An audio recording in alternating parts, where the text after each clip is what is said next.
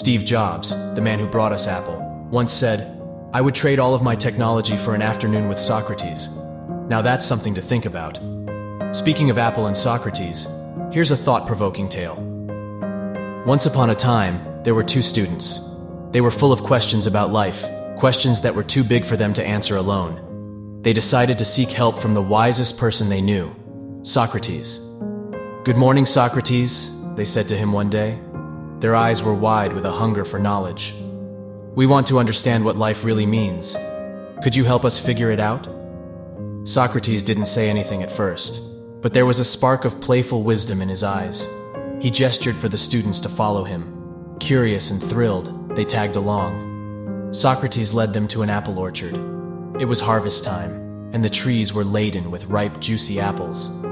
"Each of you, walk along a row of apple trees from this end of the orchard to the other. Pick one apple that you think is the biggest and the best. You are not allowed to walk back or make a second choice," Socrates ordered. Off the students went. They all carefully made their choices as they crossed the apple orchard.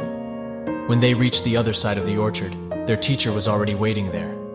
"Did you all find an apple you're happy with?" Socrates asked.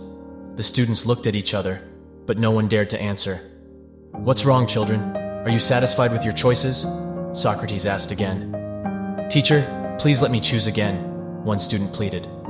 "When I first entered the apple orchard, I found a very large apple, but I wanted to find an even bigger and better one. When I reached the end of the orchard, I realized that the first apple I saw was indeed the biggest and the best."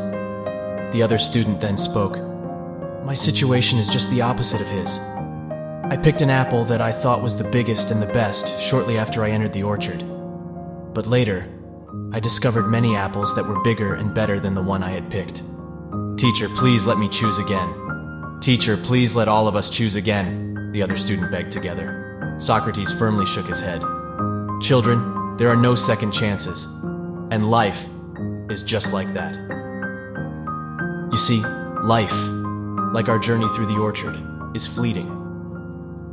One day it will come to an end, and when it does, would you want to look back and see a trail clouded by greed and regret? Or would you rather look back on a journey filled with contentment, where you savored each moment, every sight, every apple you encountered? So as you walk down your own path, remember, don't let the desire for a bigger apple blind you to the beauty of the ones at your hand right now. Don't let regret for the apples unpicked sour the one you hold. In the end, the true value of the journey isn't in the apples you sought after, but in the sweetness of the one you chose.